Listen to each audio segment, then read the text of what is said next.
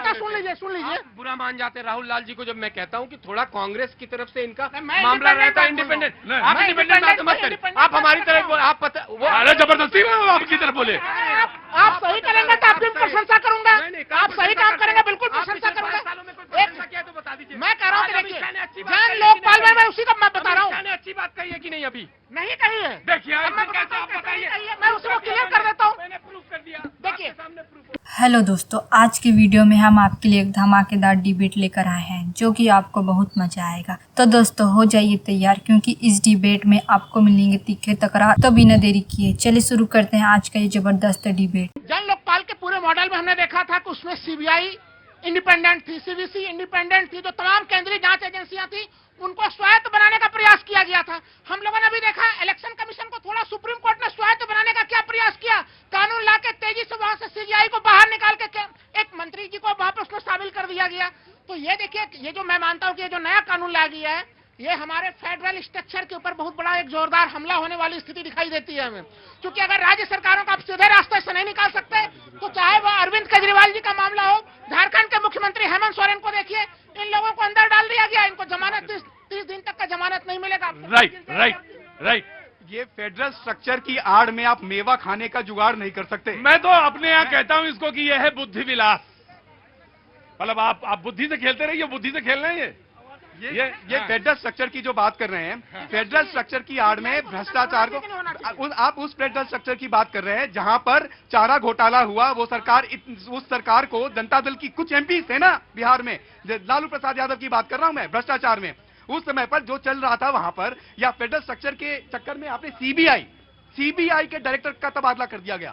CBI का क्यों? क्योंकि वो सीबीआई के डायरेक्टर वो चारा घोटाला में काम कर रहे थे। फेडरल स्ट्रक्चर की बात कर रहे हैं। मैं नई बात कर दूं, मेरी बात पूरी होने दें। आपको बोलने का अवसर मिलेगा। ये कह रहे हैं फेडरल स्ट्रक्चर की बात कर रहे हैं। फेडरल स्ट्रक्चर यहाँ पर बिल्कुल भी डिस्ट्रॉय नहीं हो रहा। यहाँ पर एक कानून ऐसा बन रहा है जिसपे भ्रष्ट राजनीति पे लगाम लगेगी। अगर उस कानून का विरोध अगर आप कर रहे हैं तो आपसे ज्यादा भ्रष्ट कोई नहीं है। राइट जी। प्रतीक जी, मैं तो इसको बोलती हूँ कि मोदी जी की पॉलिटिकल सर्जिकल। देखिए मैं आपके साथ, क्योंकि थोड़ा देर हुआ, डिबेट चली थी, एसआईआर पर शुरू हुई थी, बिहार पे शुरू हुई थी और बिहार ही पर चर्चा चल रही थी। लेकिन पता नहीं कहां से बिहार से एक आदमी प्रकट हुए और प्रकट होते ही, क्या नाम है आपका? अखौरी प्रेम कुमार। अखौरी प्रेम कुमार। और जिला? आरा माने शाहाबाद जिला है। तो एकदम से प्रकट हुए और कहने लगे नहीं, बात भ्रष्टाचार पे होनी चाहिए। और बात चली गई भ्रष्टाचार पर, शुरू हुई थी वही बिहार से एसआईआर पर। जी, नाउ यू हैव जी। ये आप जो अपडेट है इसी को, मेरी डिबेट में किताबें अलाउड हैं। आप अगर आप कह रहे नकल करा रहे हैं, मैं कह रहा हूं कि आप किताब लेके बैठिए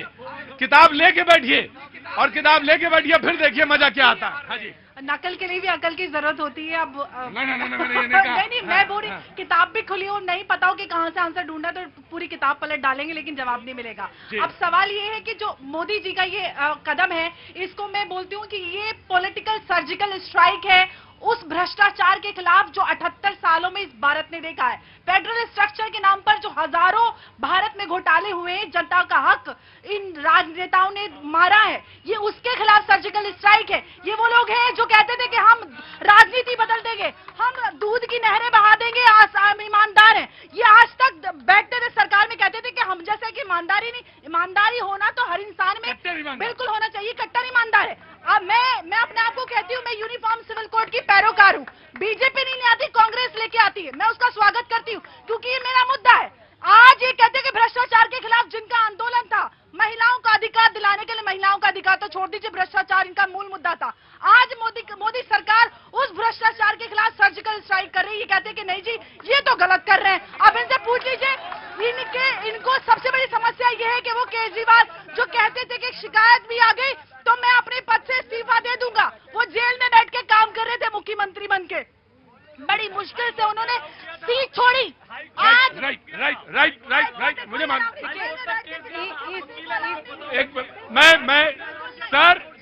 सर ये डिफिकल्टी थी। मैं उसका जवाब दे देता हूं। Of course of course. अच्छा मैं ना दूं जवाब?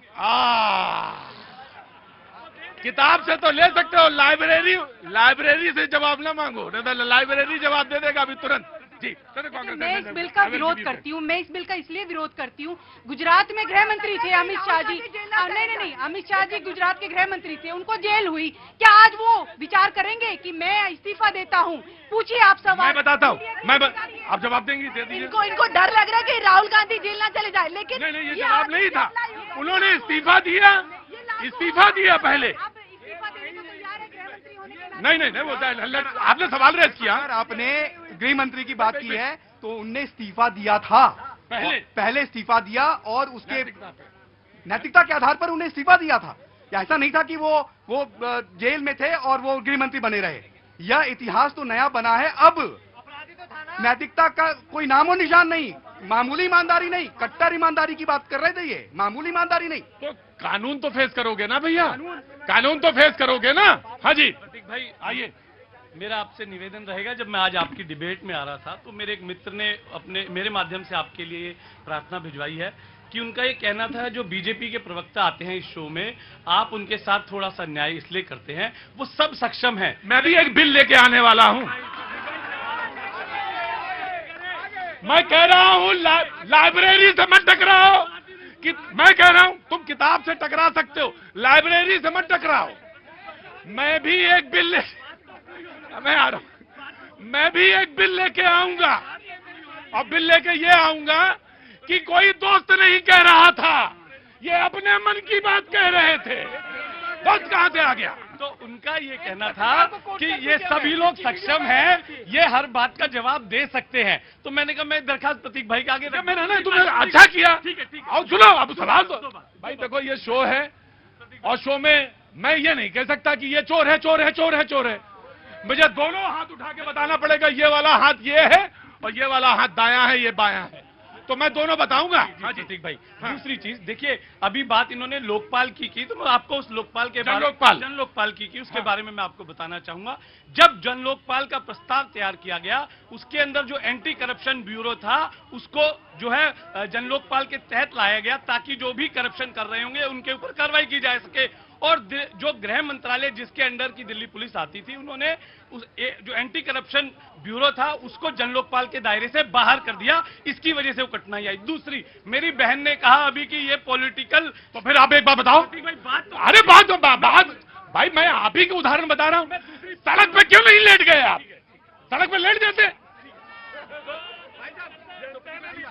दूसरा, जो इन्होंने पॉलिटिकल स्ट्राइक के लिए कहा प्रतीक भाई, मैं आपको बताना चाहूंगा, यही इन्होंने पॉलिटिकल स्ट्राइक कहा था जब जीएसटी आया था। मोदी जी ने पॉलिटिकल स्ट्राइक किया था, लेकिन उसके बाद वो रोल आउट करना पड़ रहा है। दूसरी बात, जब किसानों के 3 काले कानून आए थे, ये कहा गया था कि ये पॉलिटिकल सर्जिकल स्ट्राइक है, लेकिन रोल आउट करना पड़ा था। इसी फरवरी में जब इनकम टैक्स के आधार जो नए स्लैब बनाए थे दिल्ली चुनाव से पहले, जब उनको रोल आउट किया गया था तो ये कहा गया था मध्यम वर्ग के लिए ये बहुत बड़ा पॉलिटिकल स्ट्राइक है मोदी जी का। आपकी जानकारी के लिए इस बार के संसद सत्र में उसमें अमेंडमेंट के लिए वो बिल पेश हो चुका है।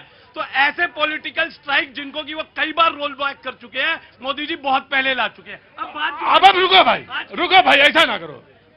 रोल बैक कितनी बार किया ये भी मुझे याद है, लेकिन अब ये नहीं बताएंगे भाई, ये नहीं बताऊंगा मैं कितने रोल बैक। जी आखिरी, हाँ भाई साहब, इनके तो मित्र ने आपको संदेश दे दिया। ये जैसे बोल रहे थे तब तक मेरे पास मैसेज आया कि भैया वो याद कराइए कि जब मुख्यमंत्री अरविंद केजरीवाल थे और इस देश के एक बड़े प्रमुख पत्रकार थे, भगत सिंह जी की फोटो लगी थी और पूछ रहे थे कि कैसा लग रहा है, ये हरा दिख रहा है या कैसा दिख रहा है।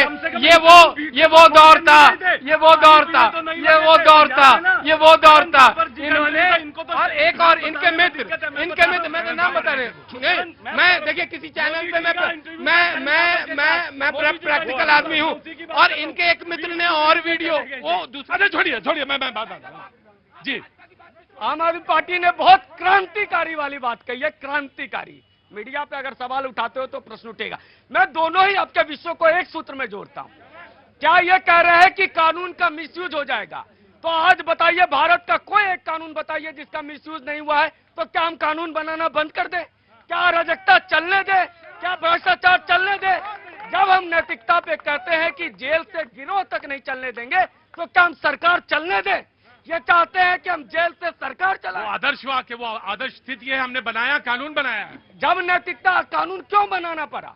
जब हमारे संविधान निर्माताओं ने सोचा कि नैतिकता से लाल बहादुर शास्त्री इस्तीफा दे देंगे, और लेकिन जब